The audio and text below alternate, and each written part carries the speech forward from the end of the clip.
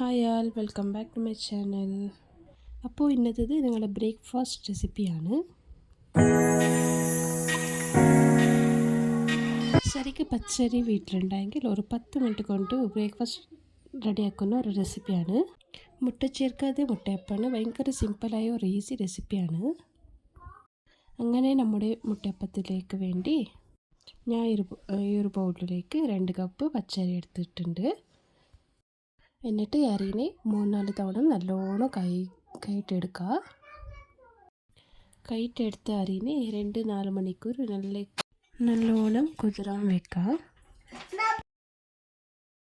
എന്തായെങ്കിലും 3-4 മണിക്കൂർ നല്ലതായിട്ട് കുതിർത്തെടുക്കണം. ഈ അരി പച്ചരി ആയെങ്കിൽ നല്ല. ഇതൊക്കെ പച്ചരിനെ നല്ല ഊറ്റിട്ട് കഴിഞ്ഞതിന് ശേഷം നല്ലോണം വെള്ളം ഊറ്റിയെടുക്കുക. എന്നിട്ട് അരിനെ മിക്സി ജാറിൽ ചേർത്ത് കൊടുക്കുക. അതെന്തിനാണെന്ന് വെച്ച് ഈ ഒരു മുട്ടയപ്പം നല്ല ആവാൻ വേണ്ടി അതിന് ഇൻഗ്രീഡിയൻസിൻ്റെ അളവ് നല്ലതായി കിട്ടണം. എന്നെങ്കിലേ മുട്ടയപ്പം നല്ലതായിട്ട് കിട്ടും. നമ്മൾ അരിനെ മിക്സിൻ്റെ ജാറിന് ഇട്ട് കൊടുത്ത ശേഷം നമ്മൾ 2 കപ്പല്ലേ പച്ചരി എടുത്തത്, അതിന് നേരെ പകുതിയായിട്ട് ചോറെടുക്കുക. അതായത് 1 കപ്പ് അളവിൽ ചോറെടുത്തിട്ടുണ്ട്.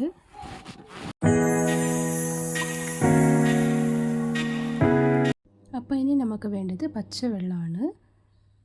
എന്നിട്ട് കുറച്ച് വെള്ളം ചേർക്കുക.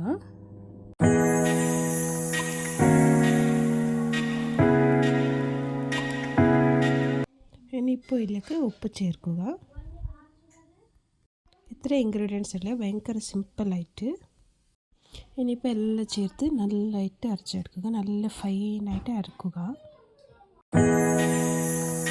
അങ്ങനെ ഇത് നല്ലോണം അരച്ചെടുത്ത മാവിനെ ഈ ബൗളിലേക്ക് ഒഴിച്ച് കൊടുക്കുക. നല്ല പൊട്ടും തരികളില്ലാതെ നല്ലോണം അരച്ചെടുക്കുക. അങ്ങനെ ഈ മുട്ടയപ്പം റെസിപ്പി ഭയങ്കര സിമ്പിളായ ഒരു ഈസി ആൻഡ് ക്വിക്ക് റെസിപ്പിയാണ്. പക്ഷേ കുറച്ച് കുഞ്ഞു സാധനങ്ങളും നല്ലോണം ശ്രദ്ധിച്ചില്ലെങ്കിലും ഒരിക്കലും ഇത് നല്ലതായിട്ട് കിട്ടില്ല. അപ്പോൾ നല്ലോണം മിക്സ് ആക്കിയിട്ടുണ്ട്. ഈ പോലെ ഒരു തിക്നെസ്സാണ് വേണ്ടത്. ഇനി ഇത് റെസ്റ്റ് ചെയ്യാൻ ഒരു ആവശ്യമില്ല. ഇനിയിപ്പോൾ അപ്പം ചുടാൻ വേണ്ടി ഓയിൽ വെച്ചിട്ടുണ്ട്. അപ്പോൾ ഇതുപോലത്തെ കുറച്ച് കുഴി വരുന്ന പാത്രമില്ലേ, അപ്പച്ചട്ടി എടുക്കുക. എങ്കിലേ അപ്പം നല്ല പൊന്തി വരും. എണ്ണ ഒരുപാട് വയ്ക്കണ്ട കേട്ടോ. ഇതുപോലെ കുറച്ച് മതി.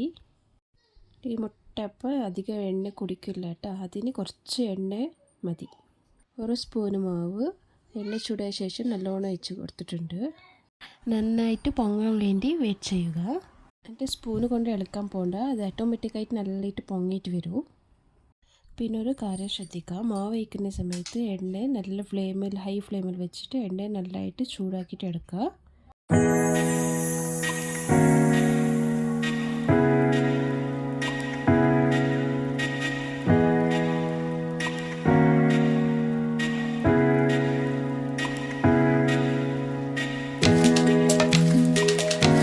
അപ്പോൾ മുട്ടയപ്പം ഇതുപോലെ നന്നായിട്ട് പൊങ്ങി വന്ന ഉടനെ തിരിച്ചിട്ട് കൊടുക്കണ്ട. നല്ലതായിട്ട് കുറച്ച് സമയം അവിടെ വെച്ച് സെറ്റാവട്ടെ. എന്നിട്ട് തിരിച്ചിട്ട് കൊടുക്കുക.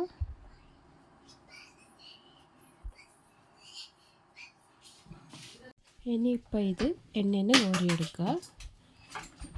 ഇനി നമുക്ക് അടുത്തത് ഇതുപോലെ ചുറ്റിയെടുക്കാം.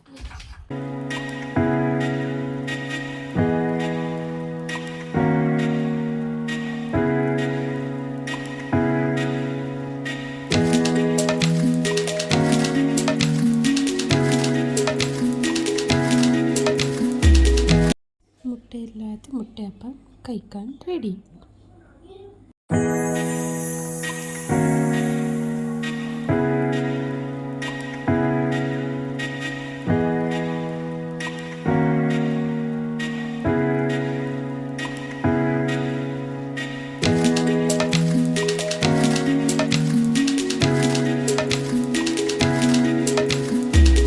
Thank you for watching. Like, comment, share and don't forget to subscribe my YouTube channel.